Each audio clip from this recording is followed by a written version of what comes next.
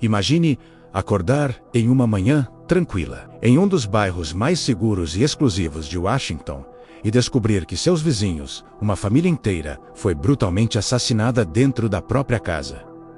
Não estamos falando de um crime qualquer, estamos falando de um dos casos mais perturbadores e chocantes que já aconteceram na capital dos Estados Unidos. Uma família rica, influente, com conexões políticas, vivendo em uma mansão de 4 milhões de dólares, protegida por sistemas de segurança de última geração. E mesmo assim, um homem conseguiu invadir aquela casa, manter todos reféns por quase 24 horas, torturar, extorquir e depois incendiar tudo, deixando apenas cinzas e perguntas sem respostas. O pior de tudo, uma criança de apenas 10 anos foi queimada viva. Esse é o caso da família Savopoulos, e eu garanto que você vai querer assistir até o final, porque os detalhes dessa história vão te deixar sem palavras. Antes de começar, se você ainda não é inscrito no canal, aperta esse botão de inscrição agora. Ativa o sininho das notificações, porque aqui tem vídeo novo toda segunda e quinta sobre os casos mais impressionantes do mundo. E se você curte esse tipo de conteúdo, deixa aquele like que ajuda muito na divulgação. Agora sim, vamos mergulhar nessa história. Savas Savopoulos nasceu em 25 de setembro de 1968, em Cheverly, Maryland. Ele era filho de Philip Gallo e representava a quinta geração de uma família greco-americana que tinha raízes profundas nos Estados Unidos. Para entender de onde essa família veio, precisamos voltar no tempo e atravessar o oceano até a Capadócia, na Turquia. Foi de lá que o avô de Savas partiu durante um dos momentos mais traumáticos da história grega. Em 1923, após a Guerra Greco-Turca, aconteceu uma troca populacional massiva entre a Grécia e a Turquia. Milhões de pessoas foram arrancadas de suas casas ancestrais e forçadas a recomeçar do zero. O avô da família Savopoulos estava entre essas pessoas. Ele deixou tudo para trás, foi para a Grécia, se estabeleceu em Salônica, reconstruiu sua vida do zero, se casou e teve 2 filhos. Um deles era Philip, o pai de Savas. Philip cresceu na Grécia, mas como tantos jovens gregos da sua geração, ele via os Estados Unidos como a terra das oportunidades. Ele atravessou o Atlântico para estudar engenharia na Universidade de Maryland e, em 1948, fundou a American Iron Works, uma empresa especializada em grandes estruturas metálicas. A empresa cresceu rápido, se tornou uma das mais respeitadas da região de Washington e participou de projetos gigantescos de construção. Philip nunca esqueceu suas raízes gregas. Ele manteve a fluência no idioma, a cultura, as tradições. Savas e sua irmã Deborah cresceram em Montgomery County e frequentavam a Springbrook High School. Amigos da época descreviam Savas como um cara ambicioso, popular, carismático. Embora o pai Philip nunca tenha conseguido ensinar grego ao filho, Savas cresceu sabendo de sua herança helênica. A família frequentava a Catedral Ortodoxa Grega de Santa Sofia em Washington, e todo verão eles viajavam para a Grécia, com Mykonos sendo o destino favorito. Savas estudou na Universidade de Maryland, cursou negócios e filosofia analítica. Depois conseguiu seu diploma de direito na American University. Mas assim como o pai, ele escolheu o mundo da construção. Ele nunca praticou advocacia. Desde jovem, trabalhou ao lado do pai na American Iron Works. Era brilhante, inovador. Em 2014, ele até patenteou um equipamento para facilitar o trabalho dos soldadores. Esse era o tipo de cara que Savas era, sempre pensando em melhorar, em inovar. Agora vamos falar da Amy. Amy Claire Martin nasceu em 8 de abril de 1968. Em Brighton, Massachusetts. Filha de um coronel do Exército dos Estados Unidos, ela cresceu em uma família militar. Por conta da carreira do pai, Amy foi criada como uma verdadeira cidadã do mundo. Estudou em escolas do Departamento de Defesa na Alemanha e em diversas instalações militares nos Estados Unidos. Ela aprendeu desde cedo a se adaptar, a fazer amigos rapidamente, a lidar com mudanças constantes. Quando chegou à Universidade de Maryland para estudar economia, Amy era uma pessoa comunicativa, generosa, com uma energia contagiante. Foi lá que ela conheceu Savas, o rapaz grego que estava perdidamente apaixonado por ela desde o colégio. Savas tinha até dito aos amigos que Amy só precisava dizer sim, e ela seria a mulher com quem ele iria se casar. E Amy realmente disse sim. Eles se casaram em 4 de junho de 1994, em uma grande cerimônia tradicional grega na Catedral Ortodoxa Grega de Santa Sofia. Foi uma festa linda, celebrando a herança de Savas e o amor genuíno que aquele casal compartilhava. Eles estavam completamente apaixonados e se estabeleceram em Washington para começar a construir sua vida juntos. Em 1996, nasceu a primeira filha do casal, Abigail Marie. 2 anos depois, em 1998, veio Caterina Marie. As meninas foram matriculadas na Beauvoir, uma escola primária particular afiliada à exclusiva National Cathedral School para meninas, por volta de 2001. A família se mudou para uma mansão de $4 milhões na Woodland Drive, no bairro de Woodley Park. Estamos falando de uma casa de 740 metros quadrados, perto da Catedral Nacional de Washington e da residência do vice-presidente dos Estados Unidos. Era uma área de mansões protegidas por cercas altas e sistemas de segurança elaborados, onde moravam embaixadores, políticos e empresários de alto escalão. Em 2005, nasceu o filho mais novo do casal, Philip Savas Sevapoulos, carinhosamente apelidado de Philip pelos amigos e familiares. Ele recebeu o nome do avô paterno, honrando toda a tradição grega da família. Philip também foi matriculado na Beauvoir e, em 2014, começou a estudar na Stay Alban School for Boys, uma das escolas mais prestigiadas do país. Enequan. Isso, Savas assumiu a presidência da American Iron Works, e a partir do momento que ele pegou as rédeas da empresa, os lucros explodiram. Eles pararam de aceitar projetos pequenos e passaram a focar apenas em construções gigantescas, projetos no valor de milhões de dólares. Para vocês terem uma ideia da importância dessa empresa, eles ajudaram a reconstruir o Pentágono depois dos ataques de 11 de setembro. Forneceram aço para o estádio dos Nationals. Ajudaram a construir o DC City Center. Era uma empresa de peso, com contratos federais, respeitada em todo o país. Apesar de todo o sucesso, Savas não era um executivo distante. Um ex-vice-presidente da American Iron Works disse que ele era extremamente gentil, que fazia questão de conhecer pessoalmente todos os seus funcionários. Ele gostava de passar tempo com os soldadores, os trabalhadores das construções no canteiro de obras. Estava sempre por lá, acompanhando, conversando, rindo. Ele realmente amava o trabalho dele. E além disso, era muito aventureiro. Tinha uma paixão enorme por velejar e chegou a levar a família para velejar nas Ilhas Virgens por um ano inteiro. Quando começou a se interessar por carros de corrida, comprou um Mazeleer vermelho cereja, um dos carros esportivos mais caros do mercado. Os vizinhos se lembram de Viello dirigindo seu Bentley pelas ruas tranquilas do bairro. Savas também amava artes marciais, barcos de alta potência, ópera e fotografia. Era um homem de muitos interesses. Amy, por sua vez, se dedicou completamente aos filhos e à comunidade. Ela se tornou membro do Sugrove Club for Women, um clube de música, artes e eventos sociais. Era conhecida por ser uma mulher extremamente generosa e altruísta, sempre ajudando a organizar eventos beneficentes, eventos para a escola, festas para os vizinhos. Ela cozinhava jantares elaborados para a família, organizava festas na mansão, fazia casas de gengibre para classes inteiras de crianças. Todo mundo que conhecia Amy dizia a mesma coisa. Ela era uma mãe amorosa, presente, que sempre colocava os filhos em primeiro lugar. Falando do Philip, o filho caçula, ele era um menino excepcional. Na ECTN Albans School, se destacava academicamente e também nos esportes.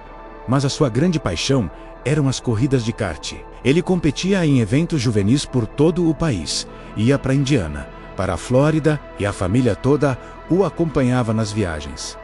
Era um projeto familiar que unia todo mundo. No início de maio de 2015, eles foram para Phoenix, no Arizona, para Philip competir. Durante a prova, ele sofreu uma pequena concussão. Foi levado ao hospital. Os médicos disseram que estava tudo bem, que não tinha sido nada grave, mas pediram repouso. Por conta disso, Philip ficou em casa se recuperando, faltando algumas aulas e atividades extracurriculares. Aziri Eremese dele, Abigail, de 19 anos, estava prestes a se formar na Mercersburg Academy, na Pensilvânia. Caterina, de 16 anos, estudava na Ped School em Nova Jersey. Era uma família unida, feliz, próspera, mas tem mais uma pessoa importante nessa história que eu preciso apresentar para vocês. Vera Figueroa. Vera Alicia Figueroa tinha 57 anos. Nasceu e cresceu em El Salvador, durante tempos extremamente turbulentos. A Guerra Civil Salvadorenha, que começou em 1979 e só terminou em 1992, devastou o país. Centenas de milhares de pessoas foram forçadas a fugir da violência. Vera era uma delas. Após o fim de seu primeiro casamento, ficou em situação de extrema pobreza com 2 filhos pequenos. Em 2002, ela migrou para os Estados Unidos em busca de trabalho e se estabeleceu em Washington, onde trabalhava em empregos de limpeza. Ela enviava dinheiro toda semana para seus filhos em El Salvador, que conseguiram estudar na universidade. Seu filho se tornou engenheiro de manutenção e sua filha trabalhava em um hospital. Em Washington, Vera conheceu Bernardo Alfaro, também salvadorenho, e eles se casaram em 2008. Moravam em Silver Spring, Maryland. Por volta de 2010, uma mulher chamada Nelly, que trabalhava para os Savopoulos há 20 anos, apresentou Vera à família. Vera foi contratada e trabalhava das 9 da manhã às 3 da tarde, 5 dias por semana. Ela nunca tinha passado a noite na casa. Planejava se aposentar em 2016 e voltar para El Salvador com Bernardo. Tudo estava caminhando perfeitamente na vida dela. Até que chegou o dia 13 de maio de 2015, o dia que mudou tudo. Era uma quarta-feira normal na casa da família Savopoulos. Savai saiu bem cedo para trabalhar e depois foi ao estúdio de artes marciais, que ficava em Chantilly, Virgínia, que iria inaugurar no dia 15 de maio. Levou Nelly com ele, para ajudar a organizar e limpar o espaço antes da inauguração. Em casa, Amy tinha ficado com Philip, que ainda estava se recuperando da concussão. Os dois foram para uma visita rápida ao médico para fazer um check-up. O médico disse que Philip estava melhorando, mas precisava continuar em repouso. Por volta das 3h25 da tarde, um dos vizinhos viu Amy caminhando pelo bairro. Ele disse que ela caminhava de cabeça baixa.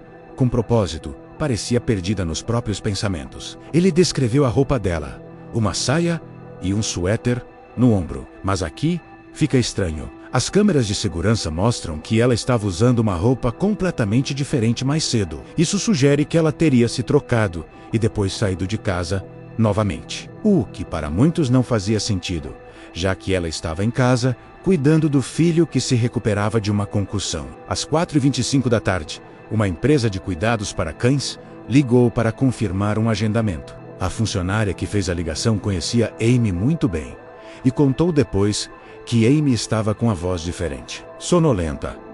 Não tinha a energia e alegria de sempre. A funcionária percebeu isso, mas não pensou que poderia ser algo sério. Perto das 5 horas da tarde, Amy liga para Savas. Ele diz para Nelly voltar imediatamente para casa, porque Amy tinha algum compromisso e precisava sair. Nelly achou estranho. Não era o tipo de coisa que Amy costumava fazer. Ela sempre ficava acompanhando os filhos quando eles estavam doentes. Mas já que Amy pediu, Nelly volta para casa. Aqui está o detalhe importante. O turno de Nelly ia até às 3 da tarde. Já tinha acabado há muito tempo, mas ela estava lá. O marido dela estava em casa, esperando por ela. Nelly sempre voltava no mesmo horário. Quando ela ia atrasar, sempre avisava. O marido dela começa a ligar para o celular dela, que toca várias vezes e ninguém atende. Até que em uma das tentativas, o celular para de chamar completamente. Os investigadores acreditam que um intruso entrou na casa por volta das 3h30 da tarde. O método exato que ele usou para entrar permanece incerto até hoje. Savas, que voltou para casa por volta das 5h30, chegou e encontrou uma situação onde todos já estavam sendo mantidos reféns. O invasor já tinha capturado Amy, Philip e Vera. Todos foram feitos reféns por aproximadamente 19 horas, das 3h30 de quarta-feira até as 10h30 de quinta-feira. O criminoso amarrou as vítimas com fita adesiva e ficava movimentando elas pela casa. Usava o telefone das vítimas para enviar mensagens, fazer ligações, tentar manter uma narrativa de que estava tudo normal. Esse lá 5h55, a empresa de segurança recebe um alerta sobre um vidro quebrado. Savas atendeu o telefone e perguntou como acessar as imagens das câmeras de segurança. Claramente, ele já estava sendo coagido nesse momento. Durante a noite, Savas foi forçado a ligar para seu assistente Jordan Wallace, que tinha sido contratado em abril, apenas um mês antes. Após conhecer a família no kart, Savas deixa uma mensagem dizendo que Jordan deveria pegar um pacote na empresa na manhã seguinte. Além disso, Savas também ligou para o diretor financeiro da empresa. A mensagem era clara. Ele precisava de $40 mil em dinheiro. O diretor deveria sacar esse dinheiro e entregar para Jordan Wallace. Às 9 da noite, Amy liga para Domino's e pede 2 pizzas de calabresa. Ela dá instruções específicas, dizendo que era para tocar a campainha e deixar as pizzas na porta porque ela não podia atender. Estava cuidando de uma criança doente. Quando o entregador chegou na casa, encontrou um envelope com o dinheiro da pizza e uma gorjeta generosa. Ele percebeu que as luzes da frente da casa estavam acesas, mas dentro, todas as luzes estavam apagadas. Tudo em completo silêncio. Esse las 9h35, Nelly recebe uma mensagem de voz de Savas. Nessa mensagem, ele dizia para ela que não precisava trabalhar no dia seguinte, que Vera estava lá, ia cuidar de Amy, que estava doente, e que o telefone dela estava sem bateria. Quando Nelly ouviu essa mensagem, ela imediatamente percebeu que a voz de Savas estava muito agitada. Tinha barulho no fundo, e para ela, pareciam gritos. Em todos aqueles anos de trabalho, Nelly e Vera nunca tinham dormido na casa. Achando estranho, ela liga de volta, mas ninguém atendeu. Agora me diz uma coisa, você consegue imaginar o terror que aquela família estava vivendo naquele momento, amarrados, sob a mira de um criminoso, sabendo que suas vidas dependiam de cada decisão? Deixa nos comentários o que você acha que passou pela cabeça deles naquelas horas. As evidências mostrariam depois que todas as 4 vítimas foram espancadas com tacos de beisebol e esfaqueadas com várias armas,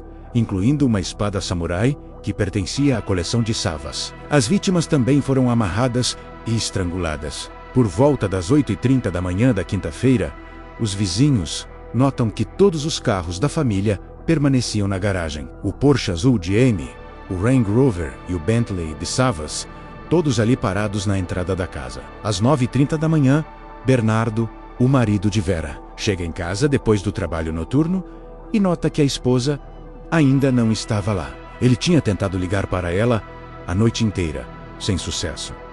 Ele decide ir até a casa da família Savopoulos. Chegou pouco antes das 10 da manhã e começou a bater na porta repetidamente. Ele conseguiu ouvir dentro da casa os cachorros latindo e barulho de móveis sendo arrastados. Conseguiu ouvir alguns murmúrios, mas ninguém atendia a porta. De repente, ele recebe uma ligação de Savas. De dentro da casa, Savas disse que queria se desculpar por não ter ligado na noite anterior. Explicou que Vera tinha ficado para cuidar de Amy, que estava doente e que agora as duas estavam no hospital.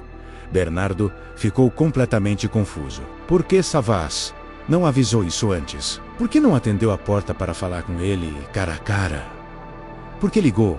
Era muito estranho. Mas se Savas disse que Vera estava com Amy no hospital, então era isso. Bernardo volta para casa, preocupado, mas sem imaginar o horror que estava acontecendo ali dentro. Pouco tempo depois, às 10h26, Jordan, o assistente de Savas, chega na casa com os $40 mil em dinheiro. Antes de sair da empresa, ele tinha tirado uma foto da quantia e enviado para um amigo. Segundo as instruções que Savas tinha dado, Jordan não deveria bater na porta. Era para ir direto para a garagem e colocar o dinheiro dentro do carro vermelho. Depois de fazer isso, ele manda uma mensagem para Savas dizendo: pacote entregue, e segue para Chantilly, onde Savas disse que iria encontrá-lo depois. Dentro da casa, o criminoso tinha espancado toda a família.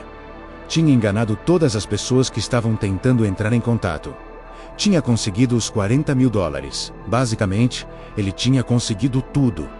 Era só pegar o dinheiro e sair. Mas ele decidiu que não queria deixar testemunhas. Ele começa a encharcar todos com gasolina. Depois de fazer isso, ele inicia o fogo no quarto de Philip.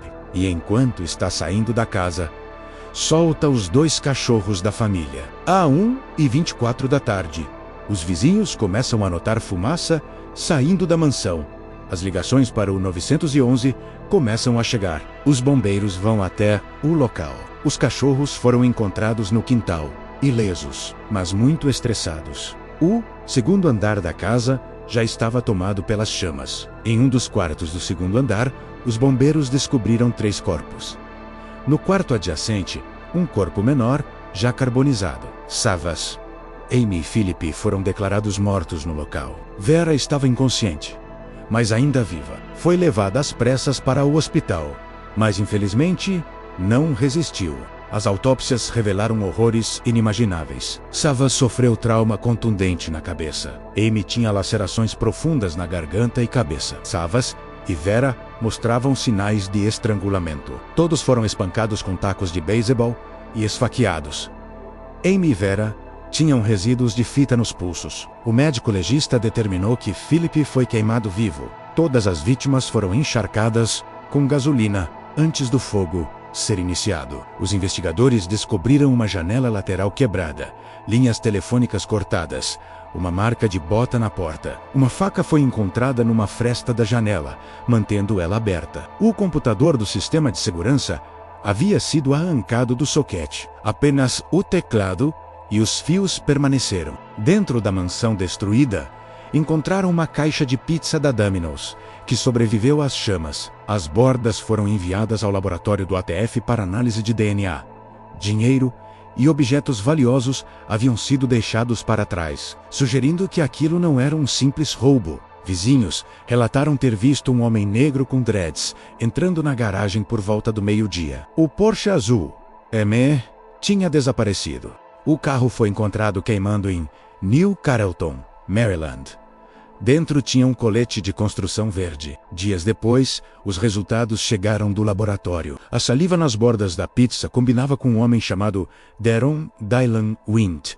Seu DNA estava na faca, numa cama da casa e no colete verde. Um fio de cabelo dele foi encontrado na cama. O Porsche foi encontrado a apenas 2 minutos a pé de onde Daron havia morado. A polícia descobriu que ele estava trabalhando como soldador na American Iron Works entre 2003 e 2005. Mas afinal, quem era esse homem? Daron Dylan Wint nasceu em 27 de novembro de 1980. Na Guiana, em 2000, emigrou com a família para os Estados Unidos, estabelecendo-se em Lanham, Maryland. Tentou se alistar nos fuzileiros navais em 2001, mas foi dispensado após 2 meses de treinamento por razões médicas. Trabalhou como soldador certificado. Em 2003, conseguiu emprego na American Iron Works. Savas fez questão de conhecê-lo pessoalmente e o tratava com respeito, como tratava todos os funcionários. Mas Daron tinha sérios problemas para se dar bem com os colegas. Em 2005, Daron ameaçou um colega com uma faca e foi demitido. Um primo dele também foi demitido no mesmo ano e, segundo fontes, ameaçou queimar o lugar. A empresa conseguiu uma ordem de restrição. Daron tentou ser recontratado em 2008 e 2009, mas a resposta foi não. E o que aconteceu depois foi uma escalada de violência absolutamente assustadora. Daron passou a ter encontros frequentes com a polícia, mais de 30 ao longo dos anos. Em 2005, o próprio pai obteve uma ordem de restrição contra ele. Foi preso acusado de esfaquear um homem. Foi acusado de agressão e crime sexual, após seguir uma mulher e socá-la no rosto. As acusações foram retiradas. Foi condenado por agressão em 2º grau. Ameaçou matar uma mulher e sua filha bebê. Invadiu o apartamento dela, roubou uma televisão e vandalizou o carro dela. Depois ligou para ela dizendo: "Vou até aí para matar você, sua filha e suas amigas." Segundo o registro dos policiais, ele se gabou de que era bom com faca e não tinha medo da polícia. Declarou-se culpado de destruição maliciosa de propriedade. Em 2010, foi preso num posto de gasolina em frente à sede da American Iron Works. Portando uma pistola, e um facão de 60 centímetros. Incrivelmente, as acusações de porte de arma foram retiradas. Ele se declarou culpado apenas de ter bebido em local público. Especialistas acreditam que ele estava fazendo vigilância naquele dia. Apesar do histórico explosivo de violência, ameaças de morte e porte de armas, Deron permaneceu livre. Quem o conhecia descrevia como hostil, arrogante, incapaz de ouvir e um colecionador de queixas. Esse é o tipo de indivíduo que guarda ressentimentos por anos, até explodir em violência. 10 anos após ser demitido, Daron ainda carregava seu rancor contra Savas e a American Iron Works. No dia 20 de maio de 2015, o mandado de prisão foi emitido para Daron. A prefeita de Washington e a chefe de polícia realizaram uma coletiva de imprensa para anunciar que o suspeito havia sido identificado e que uma caçada em larga escala estava em andamento. Forneceram uma descrição detalhada de Daron e das roupas que ele estava usando quando foi visto pela última vez. Mencionaram também que ele usava vários nomes, incluindo Stephen. Nesse ponto, ofereceram uma recompensa de $25 mil por informações que levassem até ele. Daron viu seu rosto e seu nome nas notícias, percebeu que estava sendo procurado e correu. Sua namorada Vanessa viu a foto dele no jornal. Era uma foto policial de uma das vezes que ele foi preso. A namorada testemunharia, depois que ele tinha dito para ela que tinha ganhado na loteria, estava comprando várias coisas em dinheiro vivo, levando ela para jantar fora. Mas quando ela estava com ele e viu que ele estava sendo procurado, os dois entraram em pânico e foram para um hotel. Daron decide depois pegar um táxi do hotel e voltar para a área de Washington. Durante sua fuga, ele fez várias buscas usando o seu celular. Buscas como passar em um teste de polígrafo, países sem tratado de extradição, 10 cidades para fugitivos. Até que às 11 horas do dia 21 de maio, a polícia consegue encontrá-lo. Ele estava viajando em uma caminhonete em College Park, Maryland, com outras 3 pessoas, 2 mulheres e um homem. Quando a polícia parou Daron para realizar a prisão, encontraram várias notas de $100 espalhadas pelo carro. Em uma caminhonete que vinha logo atrás, a polícia encontrou o irmão de Daron, chamado Daryl Winch, e outros associados. Com eles tinha $3 mil em dinheiro. Do valor total que ele roubou, dos $40 mil, cerca de 20 mil foram recuperados pela polícia. O resto do dinheiro havia sido gasto com hotéis, compras e jantares durante os dias em que Daron ficou fugindo. As 5 pessoas encontradas com ele foram levadas para interrogatório e depois liberadas. Perceberam que não estavam envolvidas. Daron foi formalmente acusado de assassinato em 1º grau e mantido sem direito à fiança. Durante os anos que se seguiram, Daron recebeu outras acusações. No total, foram 20 acusações. Eram acusações gravíssimas. Múltiplas acusações de assassinato em 1º grau, tanto premeditado quanto durante o crime. 4 acusações de sequestro. Acusações de invasão de domicílio, extorsão, incêndio criminoso e roubo. Daron declarou-se inocente de todas as acusações e seu julgamento estava marcado para o dia 4 de setembro de 2018, mais de 3 anos após o crime. Tiveram alguns atrasos, e o julgamento dele começou oficialmente no dia 11 de setembro. Durando 6 semanas intensas, incluindo mais de 60 testemunhos, a promotoria construiu um caso esmagador, baseado em evidência de DNA irrefutável e extensa evidência circunstancial. Apresentaram a linha do tempo completa do crime, dezenas de testemunhas o histórico criminal dele, mostrando que ele já tinha cometido muitos outros crimes e uma motivação clara: dinheiro e o rancor que ele guardava de Savas depois de todo aquele tempo. Lembrando que ele decidiu cometer esse crime 10 anos depois de ter sido demitido. Outra coisa que a promotoria deixou muito clara é que todas as testemunhas, não só a família, todas sofreram. Não foi uma morte rápida e indolor. A promotora disse que eles foram amarrados, torturados física e mentalmente por quase 24 horas. Já a defesa de Daron tinha uma teoria alternativa. Alegaram que os irmãos de Daron tinham cometido o crime, principalmente Daryl, e que Daron foi colocado na situação sem saber de nada. A defesa também levantou suspeitas sobre o assistente de Savas, Jordan Wallace, que levou o dinheiro até a mansão. Tinham alguns pontos que chamavam a atenção. Jordan estava trabalhando na empresa há pouquíssimo tempo. Mandados de busca revelaram que ele mentiu para a polícia e mudou sua versão dos fatos várias vezes. Ele inicialmente disse que tinha recebido uma mensagem de texto de Savas na manhã do dia 14, mas depois admitiu que na verdade tinha recebido o pedido na noite do dia 13. Disse que recebeu o envelope com $40 mil e colocou dentro de um carro trancado. Na realidade, recebeu 4 maços de dinheiro solto e colocou em um carro destrancado. Mais suspeito ainda, antes de entregar o dinheiro, ele tinha tirado uma foto do dinheiro e enviado para um amigo. Depois de mandar a foto, deletou do celular. A polícia encontrou vários itens na casa dele: passaporte, talão de cheques, o registro de um dos carros de Savas, aquele carro esportivo super caro que valia mais de $300 mil.